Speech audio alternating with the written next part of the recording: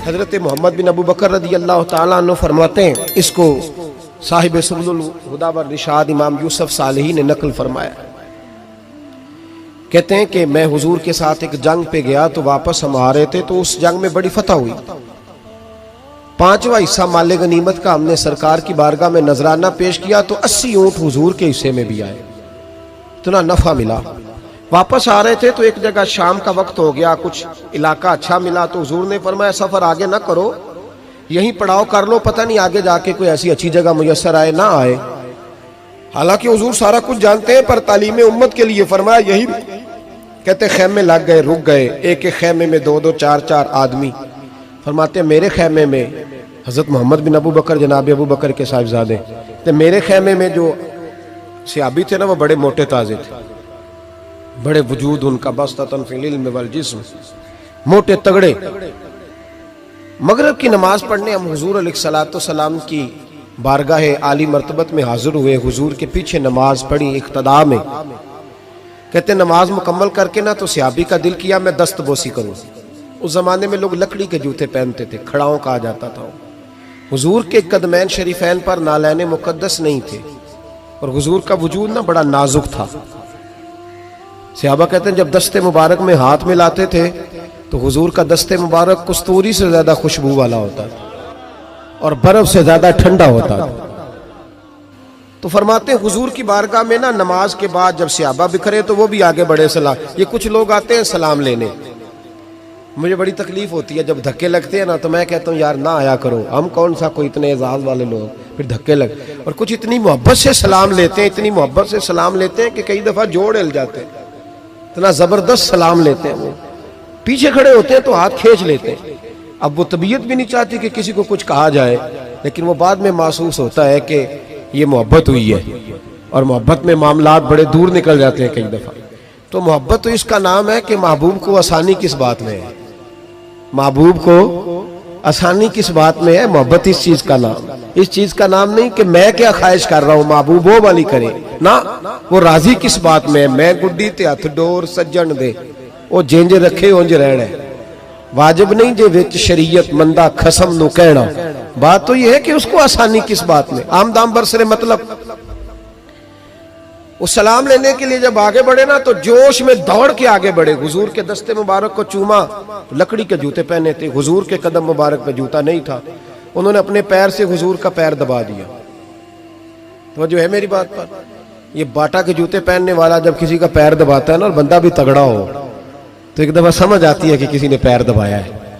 तो महबूब के दस्ते मुबारक में छड़ी रहती थी, सुन्नत मुबारक है छड़ी रखना, आसा मुबारक। जब उस सहाबी ने पैर दबाया ना तो नबी पाक अब वो छोड़ भी नहीं रहे, देर हो गई, पैर पे पैर रख के खड़े। तो तकलीफ महसूस की सरकार ने, तो छड़ी पेट में चुभई, फरमाया यार मेरा पैर तो छोड़ दे।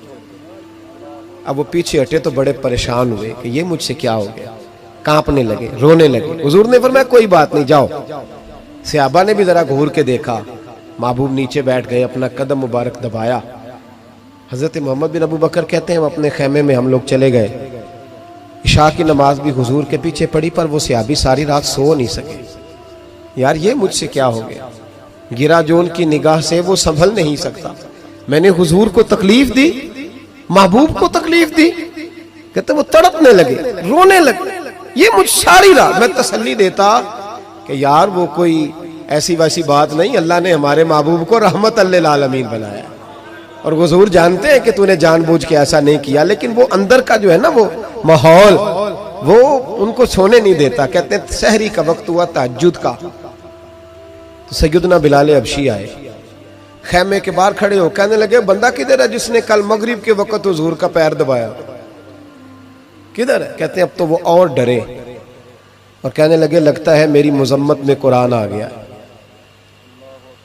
महबूब की गैर इरादी बेअदबी भी अल्लाह को पसंद नहीं। कहा लगता है आयतें आ गई, पता नहीं मेरे बारे में क्या हुक्म आया होगा। आप अपने अब्बा से कह के मेरी सिफारिश कराएंगे, जनाब सिद्दीक अकबर से कहेंगे, कहीं ऐसा ना हो कि मेरी दुनिया भी जाए और आखिरत भी जाए। कहते तड़पते सिसकते दरे रसूल पे पहुंचे, सहरी का वक्त, हुजूर तशरीफ फरमा है। कहते अब मैं और वो मुंतजिर थे कि कोई ऐसा हुक्म आएगा, पता नहीं क्या बनेगा और उस हुक्म के मामले में फिर कहां तक बात जाएगी।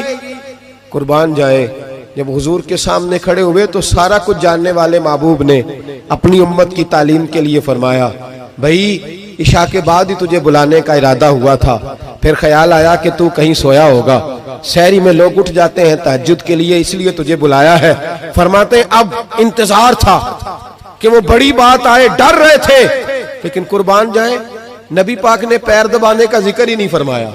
हुजूर फरमाने लगे बुलाया इसलिए है कि कल शाम मैंने तेरे पेट में छड़ी चबो दी थी, तुझे तकलीफ हुई होगी तो अल्लाह की रिजा के लिए माफ नहीं कर देता।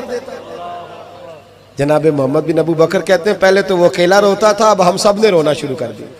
हुजूर आप क्या फरमान है? कहने लगे नहीं यार, बेचारे का पेट बड़ा है, मैंने छड़ी चबो दी, उसको तकलीफ हुई होगी।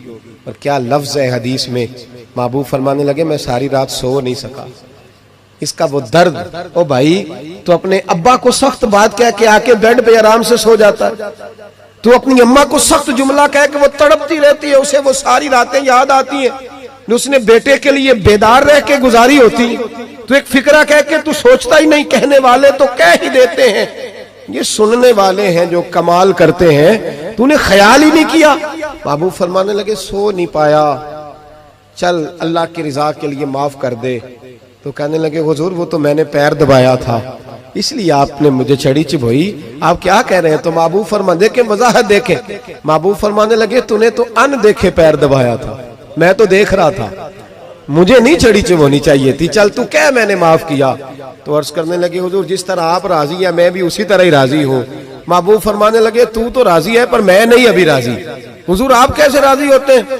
फरमाया जी 80 ऊंट मेरे हिस्से में आए हैं, अगर तू सारे तोहफे में कबूल करे तो मैं राजी हो जाऊंगा, तोहफे में रख ले सारे। कौन देता है देने को, फाजिल बरेलवी का अंदाज में जरा देखिए, कौन देता है देने को, इसका पंजाबी तर्जुमा है कि कौन देता है, देना से जिगरा चाहिए, कौन देता है देने को, मुंह चाहिए, देने वाला है सच्चा हमारा।